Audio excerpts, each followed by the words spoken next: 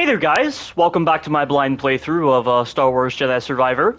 We're still continuing on into this forest array area, and I was in the middle of, editing like the next part of the blind playthrough when, unfortunately, remember when I told you about what happened with my parents 2 parts ago?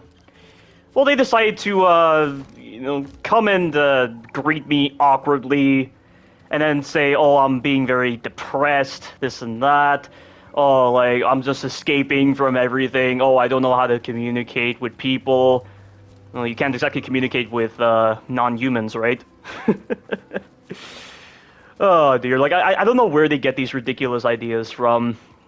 But I honestly feel like it was all just, pretty words to get me to go somewhere with them. I love my mom. I cannot say I like my dad at all. If he's even my dad. I mean, Ethan Winters is my real father, I would like to say. Because Ethan Winters is, truly, the best kind of dad.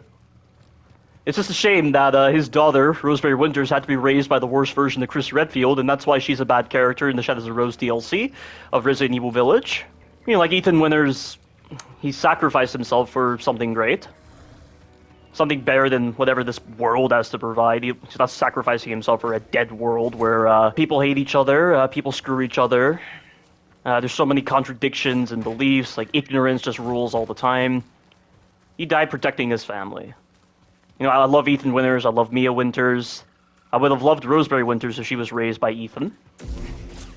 But, yeah, basically to sum it all up, you know, they kept saying I was selfish, they kept saying I don't know how to communicate with people, they kept saying I'm so distant from everyone. They really, lost me. I stopped taking them seriously when my fake father decided to say virtual world. Oh, I'm escaping into these virtual worlds. Well, I'm sorry, but people like Cal Kestis, people like Ethan Winters, people like all these other characters I played as, Joel, Batman, all these other characters, they feel more like people than whoever the hell we're dealing with in this stupid world. Why does anyone even try to live in this kind of stupid world where ignorance just really rules? And they're also basing their perspectives on my emotional state in the moment rather than overall. It was all because of whatever happened yesterday where we were celebrating Mother's Day and he decided to talk about the internship out of the blue, put me back on that stupid path. The only reason I ever did the internship and all this other stuff, I didn't question anything about it, was just because it was out of fear. And among other different factors as well. And it really gets me when they say, oh, I'm so unhappy, oh, I don't know how to communicate with people. Oh, just because I have a massive YouTube channel now, just because I'm talking with people on YouTube, that's not enough to say, oh, I know how to communicate. I mean, come on, you go to freaking YouTube videos of people just being out in the wilderness, so you see all these people making huts, or these makeshift shelters in the wilderness, or in the Russian wilderness, or out in the desert, and they have their dogs with them. They're isolated, yet they're communicating with their YouTube audience. They have wonderful personalities. You see people taking up shelter inside of cars, or displaying the lifestyle of being homeless and the like. They're alone. But they're not lonely. It's a big difference between being alone and being lonely. I don't know what the hell my parents were talking about and all this other stuff. Let's just say the level of disillusionment I have felt for a long time, ever since I got my master's degree, a few years ago. And I've done all these shitty jobs, I've just had to put up with all this stupidity and the like. It's all coming full circle. Like I said, guys, I would like nothing more than to dedicate all of my time to this YouTube channel. But I know, passion, love, all that kind of stuff, it's expendable in our world. It's all expendable, doesn't build towards anything. People have to form all these stigmas, people have to form all these biases against you and your beliefs. If it doesn't conform to society's standards and the like, all this other rubbish. I mean, seriously, the so-called conversation that we were in before I started this recording that you're seeing right now, so, awkward and just not getting anywhere. It was a serious waste of time, and I can't run anymore for some reason. That was weird. I'd rather be exploring philosophy, I'd rather be exploring the arts, I'd rather be exploring actual technology that is evolving, because games are constantly evolving compared to whatever the hell is happening in the medical field and all this other stuff. Hey, remember how I mentioned that I was doing systematic reviews back in my internship, and it was all focused on stress, anxiety, sleep disorders, and using Sky, which is also known as Sudarshan Kriya Yoga, to focus on all that. what is the point of improving all of that if they're going to be coming back into a world where corruption reigns supreme, greediness reigns supreme, housing crises are heavily apparent. You have people just being real bigots and the like. You have people trying to define what life is. You have people trying to define what society is. You have people trying to define what it means to live a life and all this other stuff. Just introduce their own biases and consider them God's will and the like. I cannot stand that level of ignorance, honestly. I really can't. I mean, the problem is, I can be as passionate as I want about the things that I'm saying, guys, or like the things that I'm doing. But it doesn't mean a damn, because you have to conform and be a chameleon, unfortunately, to adapt to society and the like. It's so dumb. And then you have all these people trying to tell you that you're wrong and the like. Jeez, like, Altair ibn Alahad and Ezio Auditore da Firenze from Assassin's Creed would never say such things like that. I mean, when I hear the kind of things that my parents say about me, I always think of the firemen from Fahrenheit 451. And if you haven't, like, read Fahrenheit 451 or seen the 2018 movie, you should definitely see them. Like, Fahrenheit 451 is such a great book. It's really the only book I ever feel important to read. And also, where am I going again? But that's, like, the best analogy I can give. Whoa! Holy shit! But literally throughout the entire so-called conversation, I'm just like, I have nothing to say. Why would I say anything that paints me the idiot? Like, why would I say anything that would paint me as an idiot in their eyes, and then they're defending their own, like, strange beliefs and the like. Buddy, help. And all this other stuff. You know what I mean? Just doesn't make any sense. I mean, like, there is a reason why you can't divulge anything like that to such individuals, because you might be able to say it, but will they understand it properly? Because the problem with comprehension of speech is that you're having to rely upon your own inherent biases, you're having to rely upon your own perspectives. And if it ever so slightly clashes with their own perspectives, that's all it takes for them to not understand what you're saying. And the problem is, when you're just put into the heat of the moment, you don't know if what you're saying is genuine or not.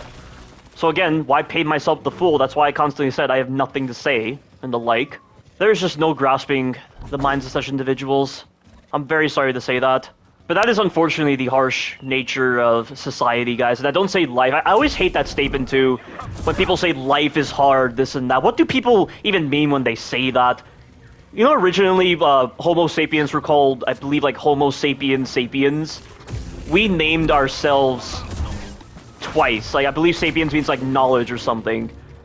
We said sapiens twice because that's how arrogant we are when we think we're intelligent in what we say.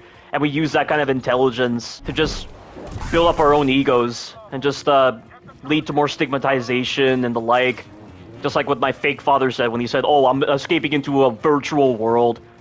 Well, he comes from a bygone generation where games were interpreted from the wrong context and games were built for morons. But games have evolved past that point.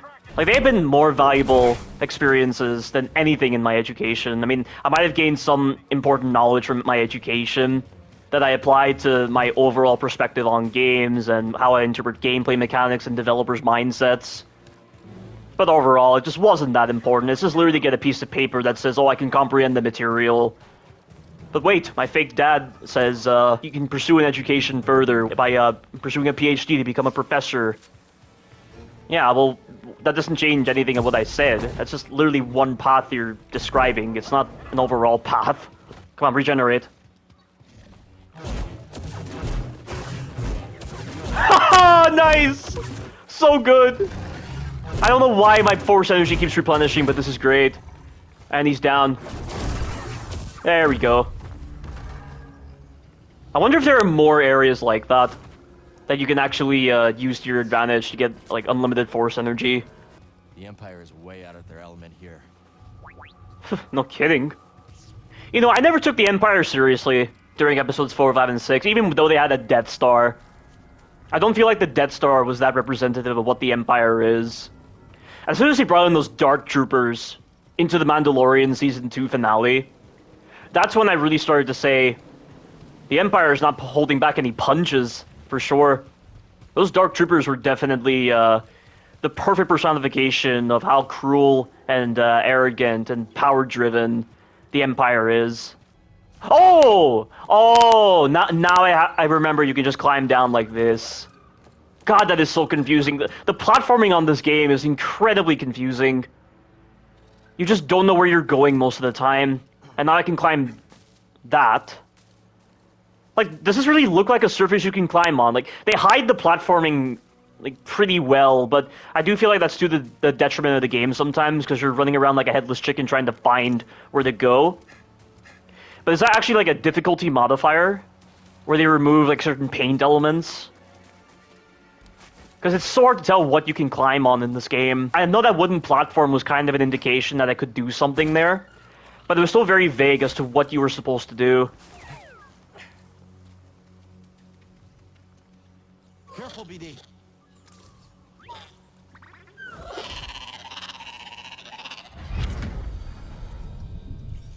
I don't know what else to say. Seer, I thought... No, you didn't think. You perceived a threat and reacted. If the Order had reacted faster, we'd still have a Republic. The Empire. How could they, though? The Order couldn't have reacted at all, because, literally, like, Darth Sidious returned to power due to the Jedi's arrogance. I know he's speaking out of emotion, but still, though, I mean, he did acknowledge to Taron Malicos that, the Jedi were practically destroyed by their own arrogance, and, you know, he did agree with Taron Malicos that the Jedi Order was stifled by tradition, deafened by their past glories, and blinded by endless war, and that has to be one of my favorite quotes from Jedi Fallen Order. Like, Taron Malicos sums up how the Jedi were defeated and became the enemies in the eyes of the citizens of the galaxy in 3 statements. Like, that has to be one of my favorite quotes in the entire Star Wars franchise, just those lines that Taron Malicos said. But, like, Cal acknowledged to Taron Malicos that, the Jedi were very arrogant, so I'm just surprised that he's saying it here, that if the Order had reacted faster. That seems kind of contradictory to what he said to Taron Malicos, and what he agreed with him on that. Haxian brood. Half the galaxy wants us dead. Yes. The odds are against us. But they will always be against us. You know, Cal, I honestly wish I was a part of the Jedi Order. But, I mean, right now I want to be part of the Mandalorians, because the way they portrayed the Mandalorians in the Mandalorian, they're essentially a better version of the Jedi Order, I would say. But at least, like, there was purpose to the Jedi Order. They didn't rely on money or anything like that when training Padawans. Like, money wasn't at the forefront of thought. They tried to be very spiritual. I mean, back then, I would say, but I feel like as the Clone Wars progressed, they gradually went away from that. But literally, if I was a Jedi, and I was a Padawan there, I would say being a Padawan and not really, like, knowing any better would be a better experience than just going through whatever the hell I went through my education and all with these stupid jobs that I did. It is a world of contradictions that we live in.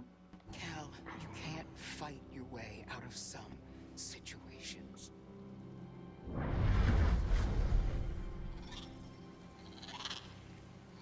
Tame the Relter. It's the same move that Ezra has. I mean, Ezra didn't really master this ability very well until, through experience, he got it right. Cal can now glide with Relters. Stand below the Relter or jump to grab. And it failed. How? Okay, like that. Okay. Now this is more my speed. What the? Oh, you can control it. I didn't think you had control, sorry.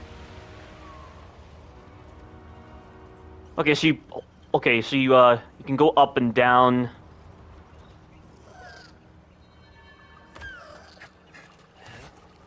I'm amazed that Relter can even hold his weight. Okay, there's the shortcut back to the Balma Den.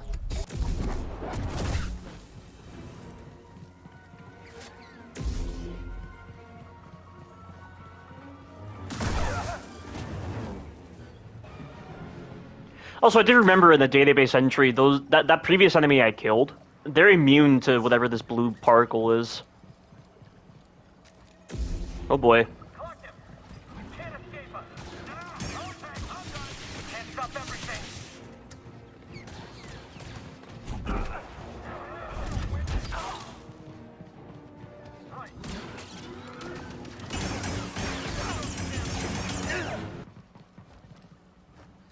structure is the array. But what's it for?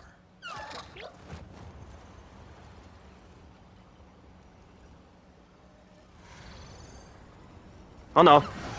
I was holding up and he would not go... Like, I was holding down on the left analog stick to go up, and it was not working very well. The flying controls are a little bit weird. Why did they post me here? Don't even know what this thing does. How did someone sneak in?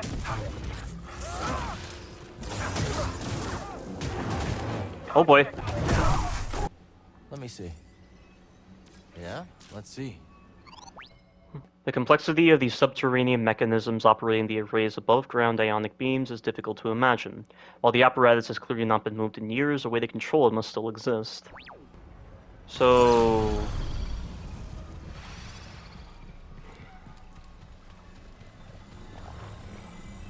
Can I change the direction somehow? Oh! What did I just do? Oh, I turned that, but what does that do?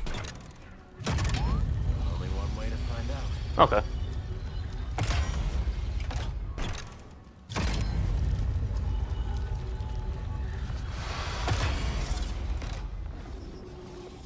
So am I going... Oh. That did the trick. Let's move.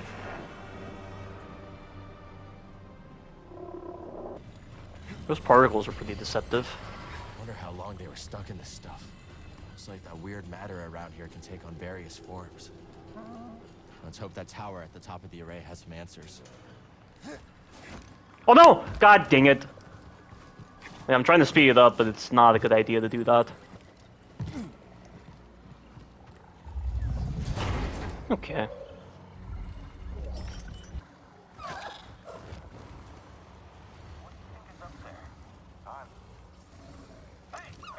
This could be tricky. Ow. I gotta get rid of those blaster guys, and I couldn't move for some reason because he was in the inspection animation.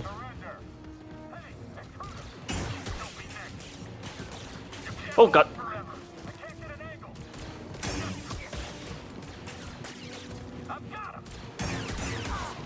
Good. I just need to get some distance. Stop trying to flee. Just one hit. Get up there. Oh man, this combat's not built for handling multiple enemies. I mean, I could probably use Too bad you can't finish off enemies on the ground. Someone get him.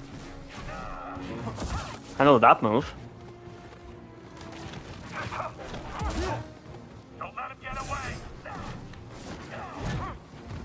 I need backup to kill you.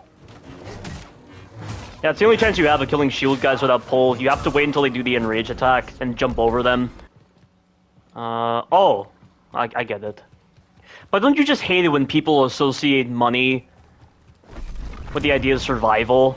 Like everything we're doing in our daily life, which is getting a job and making money and all this kind of stuff. I hate when you base survival around that, because all of that was based around human actions. Everything involving jobs, everything involving money, like all of that is a human creation. So you're saying it's survival because we're surviving against ourselves, because we're that scummy of a species. Really? Are you serious? You can't say it's survival if you're talking about the fact that your health and status is all dependent upon how people perceive you, just trying to use the financial biases against individuals to dictate how your health goes. Like, do you have any idea how ridiculous that sounds? The entire time, like even the things I'm doing with monetizing my videos is all about survival and the like, because of the fact that we, as the scummy species that we are, decide to put like all sorts of financial burdens on individuals when they can't even do something as simple as purchase groceries or the like, or get health insurance. That's just feeble. I hate when you base survival around that, but at least with like the Jedi Order, for instance, or with the Mandalorians, at least when they were surviving, I mean, the Mandalorians were nearly wiped out by the Empire, for crying out loud. All they had were themselves. They didn't use money to separate themselves. loyalty and solidarity are what define their relationships with each other. They had to go on bounty hunting jobs and the like, because they had a sense of honor as well. Like, everything the Mandalorians were doing was survival. Everything the Jedi were learning, like, even like during the Empire days when the Jedi were surviving, that's survival. It has nothing to do with money, because I would say that would just imply everyone is a survivor. And they're having to survive against the iniquities and evil of human beings. I mean, that's stupid. I don't like basing survival around that. It's absolutely ridiculous. Oh, there. That's hard to see. There's those spy droids again. They're not the only ones interested in the array. We've searched all over the array, buddy. This is our last stop.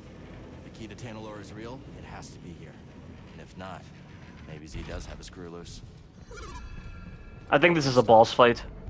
This is gonna be a bit dicey. That seal looks familiar. This must be where Centauri Kree intended to send Z. The key to Tanalorr was sealed away. For centuries now. That did it. Sounds like the array is powering up. Time for some answers.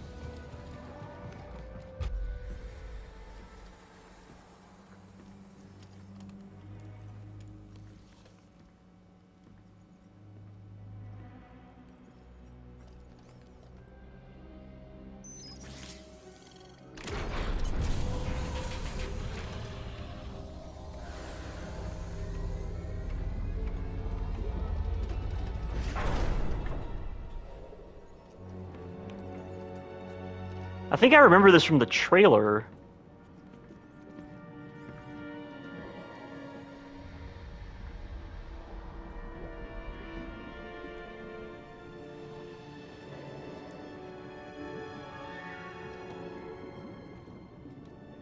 Hope he's using his psychometry to understand what happened. That is a very useful ability. And whoa, this is different. He never transported himself in the vision. Welcome to Tanalorr.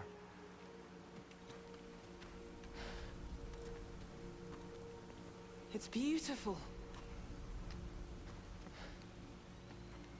Remind me not to let you name the next world we discover. Give it time. You didn't like me much at first either. Jury's still out.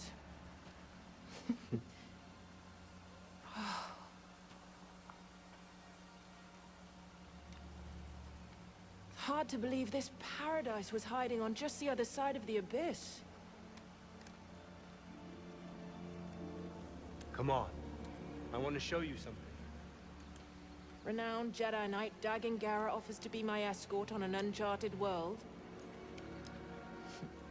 How could I refuse? Without your guidance, I'd never have made it here in one piece. Oh, careful now. Or someone might think you've learned humility.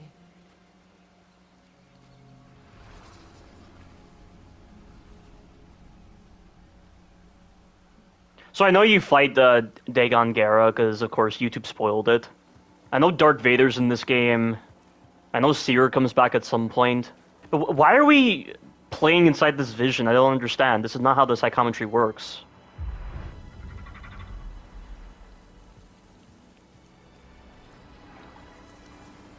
Force is strong here.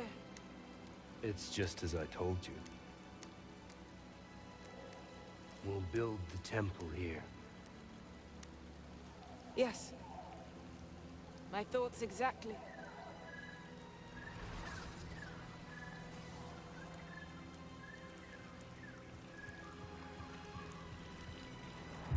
This is very odd. Why would there be gameplay here?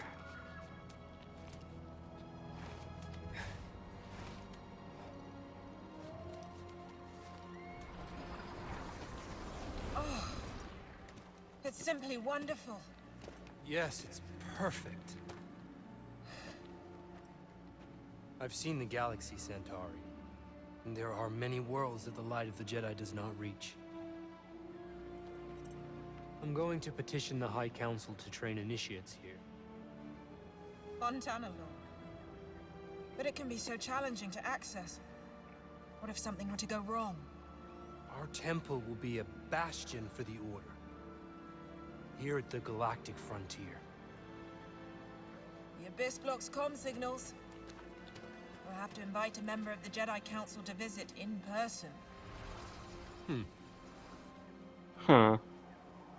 So, when does this vision occur? Is this before the vision we had with Centauri Kree and Z, where Centauri Kree wiped out Z's memory? Is this before that? I would assume this is before that, not after that, because that wouldn't make any sense. Because if this took place after Centauri Kree wiped out Z's memory, that wouldn't make any sense.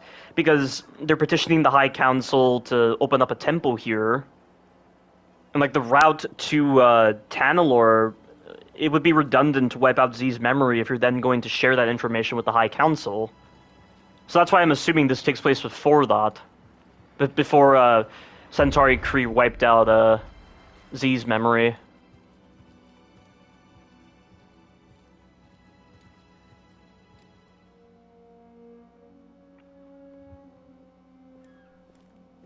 They've been in there for hours. Council members are not known for their hasty judgments. Especially Master Rancesis. My duel with the Gendai didn't take this long. You won in the end. Ravis? Be patient. Ravis is a Gendai. Not one of my strong suits. Well, if you're going to teach younglings, you had better learn. Yes, this temple was already established on Tanalorr. I have faith in you. So does the Council. Trust them to do the right thing.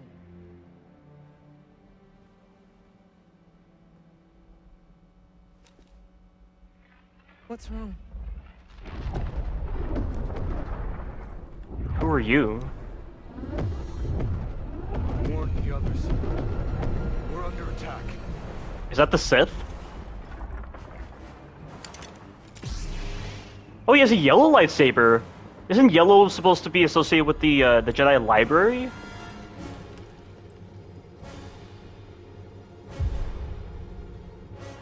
You're not here. You're not supposed to be here.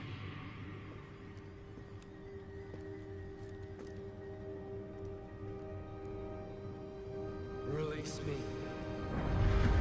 Please. What?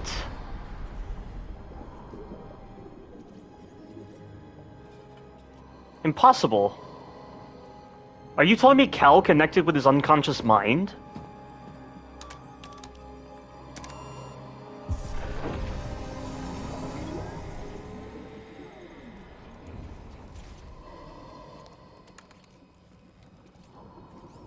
And he's just releasing him? Why? I'm losing the plot here. Why is he doing this?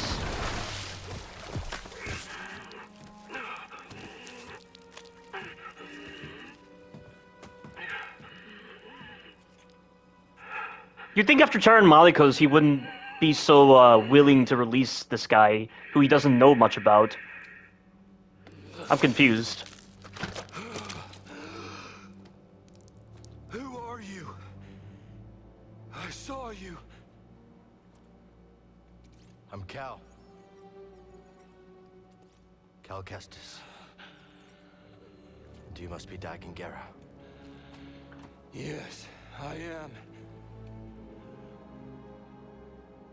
So he's been in stasis all this time? Yes. But things have changed since you've been gone.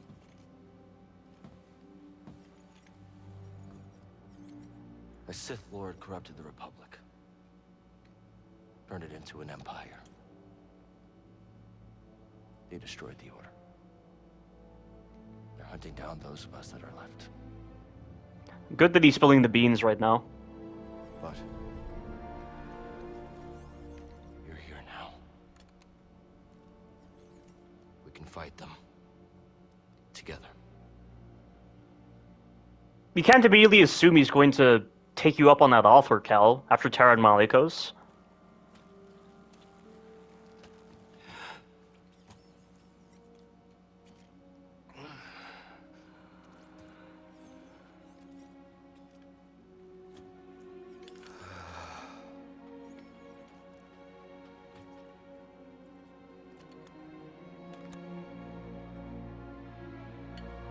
There's no way that lightsaber could still be working. The previous lightsabers back in that High Republic temple weren't working. How could this one work? I am back. See, he's even presenting himself like he's Sith. Just the way his expression is. Just the things he's saying. I must return to Tanalor. What happened there? How'd you end up here? We were invaded. I held them at bay as long as I could, but there were too many. The battle was horrific. Still, we weren't beaten. Not yet. Not until the Jedi Council gave the order to abandon Tanalor and then refused to counterattack.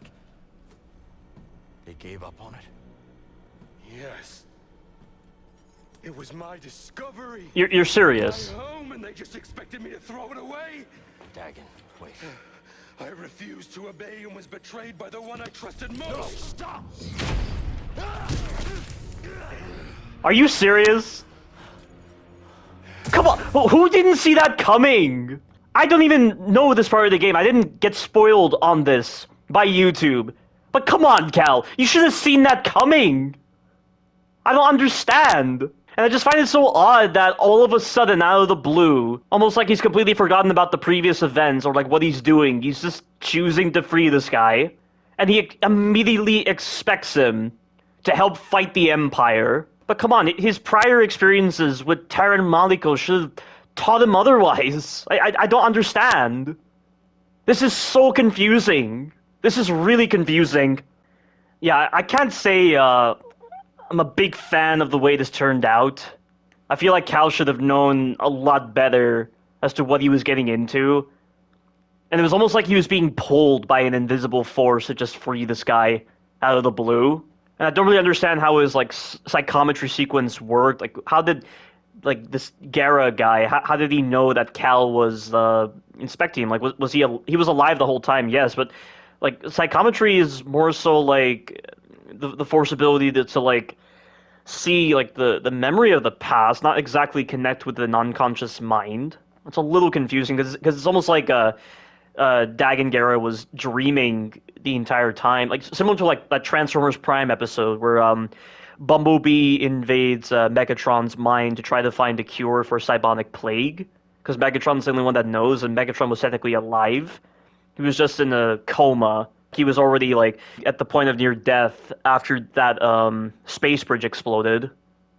So was it something like that? I don't know. Like, I can't say I'm a big fan of this. I wish that was delivered a lot better with the screenplay and with Cal's character too. What have you done?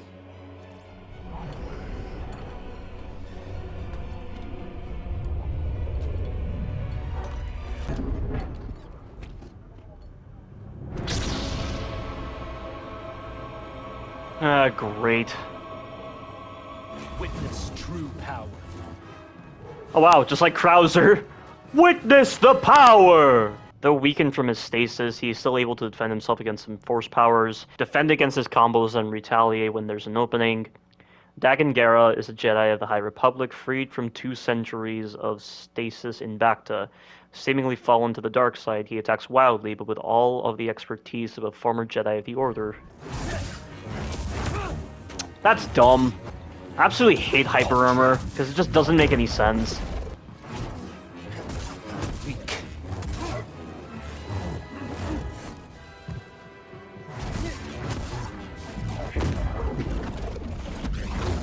So after the force push, he always does that. And I hesitated on my combo, so that gave him time to hit me. Over here.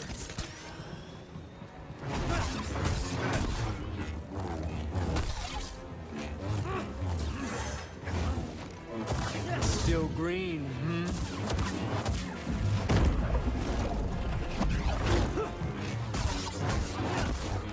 Face it.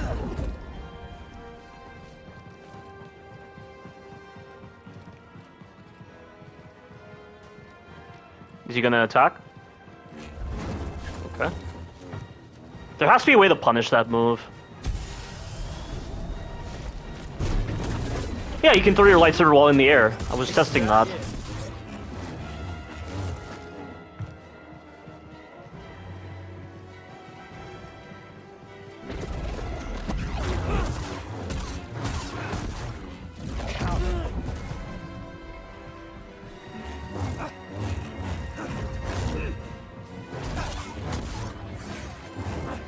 I want to try that, actually.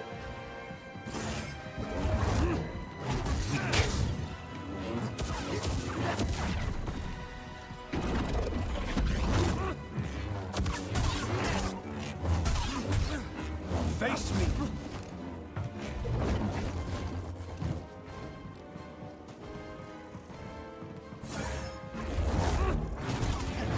Still green,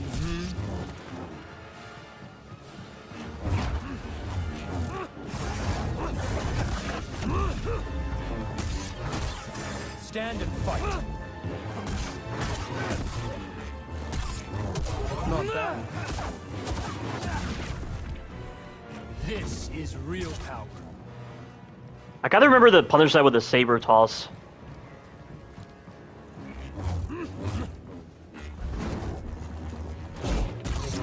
Ah, but he blocked it right there.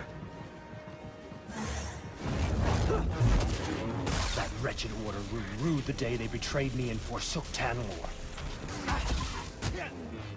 Meager.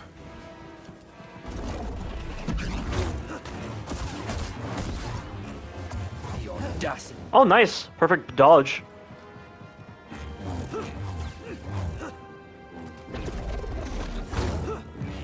Is that it?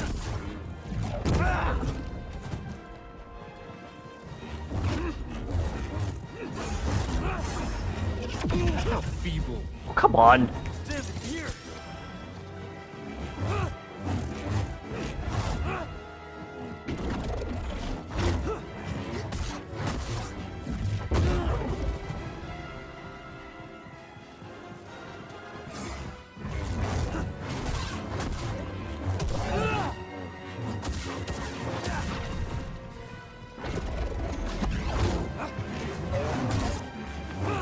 That didn't work.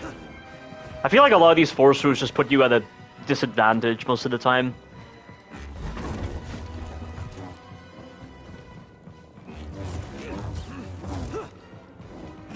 Come on.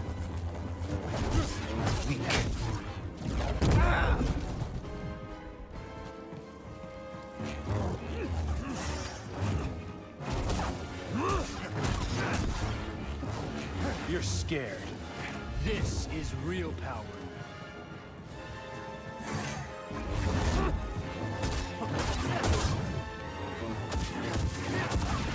Almost there. Just gotta focus. Such a chore.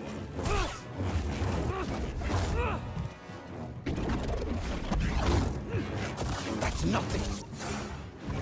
Oh!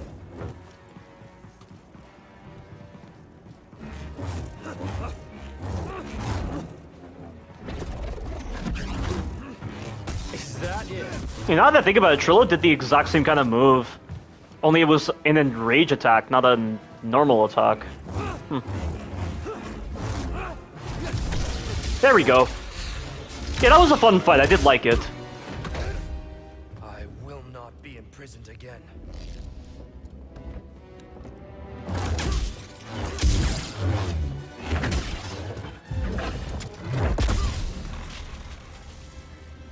This frame rate could be so much better. So the patch doesn't fix that. It doesn't fix the frame rate issues. Stop! I am not your enemy. We're all that's left. What happened to you?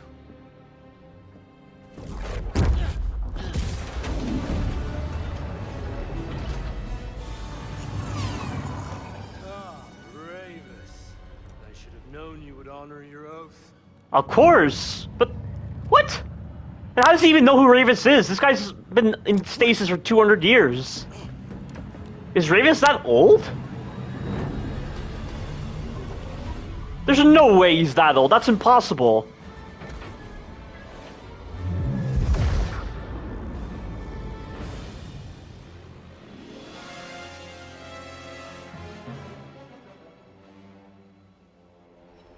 key to Tanalor. Huh. The forest array. Located in a vast clearing on the far side of the basalt forest, the imposing forest array looms large. It was built by the Republic centuries ago to study the many anomalies of the planet Kobo and the wider sector. Although it has fallen into disrepair in the centuries since the Republic's departure, it is clear that the wide courtyard surrounding the central apparatus were used to test devices that manipulated Kobo matter. In the absence of any caretakers, however, creatures both small and large have taken up residence in the array's nooks. Could Kree have meant Dagan? How could she entrust Tanalor to someone like him? Yeah. Bacta is a substance used galaxy-wide to aid in healing and recovery. A patient is suspended, usually unconscious, in the liquid for one or more extended sessions. The viscous substance aids in the regeneration of muscle tissue and nerves. I do wonder if there are any mental side effects, because I know, remember Hardcase from Clone Wars? Wasn't he in his Bacta tank for too long, or did his Bacta tank spring a leak and he had mental problems? While still being a good soldier at what he was doing. And I don't mean, oh, good soldiers follow orders. He was just a really good clone. I wonder if something like that happened with this guy, but I doubt that would really contribute to him turning over to the dark side. Tanalor is a planet that lies on the far side of the Kobo Abyss, ensuring its safety from most invaders. Dagan Gera felt a significant connection to the planet and speaks insistently about returning. A Jedi from the High Republic, Dagan Gera blames the Jedi Council for abandoning Tanalor and hints that someone close to him scarred him. At the heart of the forest, in a High Republic-era facility, Cal discovered a man with one arm, preserved in a Bacta tank. Upon touching the tank, Cal experienced another vision in which Santari Khri and a Jedi explorer, Dagan Gera, the man in the tank, discussed the promise of Tanalor. Through the Force, Dagan implored Cal to free him, which he did. Upon his release, Dagan blamed the Jedi Order for his imprisonment, and despite Cal imploring him to join the fight against the Empire, he bled his lightsaber and attacked. Their duel is interrupted by Ravis, who had long been searching for Dagan. The fallen Jedi takes his leave, leaving Cal to contemplate events. But wasn't Dagan supposed to be dueling the Jedi based on that cutscene? He was dueling, right? At least that's what I heard. I'll have to rewatch the cutscene again. But is Ravis a descendant of the original Jedi that attacked Dagan or dueled with him? I don't know. Like, this is. I mean, I don't like this, guys. I don't like this part of the story. I mean, for one thing, I feel like it's regurgitating set pieces that they already introduced with Jedi Fallen Order, where like the second sister being Seer's former apprentice, and it just seems like as Santari Khri is to Seer, Dagan is to Trilla. And I don't understand how Dagan was communicating to Cal through psychometry. That doesn't make any sense. Why was it so different then? I mean, was that not psychometry? I don't understand. I really don't understand. I mean, I think there are Force abilities that allow one to connect with the unconscious mind and like process like their feelings and like, but not really search their memories, I would say. Like, I don't know, guys. Like, I don't feel like Cal was in character when he freed Dagan. And I just feel like the concept was already used in Jedi Fallen Order with this fallen Jedi. And it's like, this is odd. It's like they took Taron Malicos and just replaced him with Dagan Gera. I can't say I'm a big fan of that. Yeah, that's definitely the weakest part of the story so far. I'm sorry to say that. It's the first part of the game I don't really like much. Right, and my maximum health increased.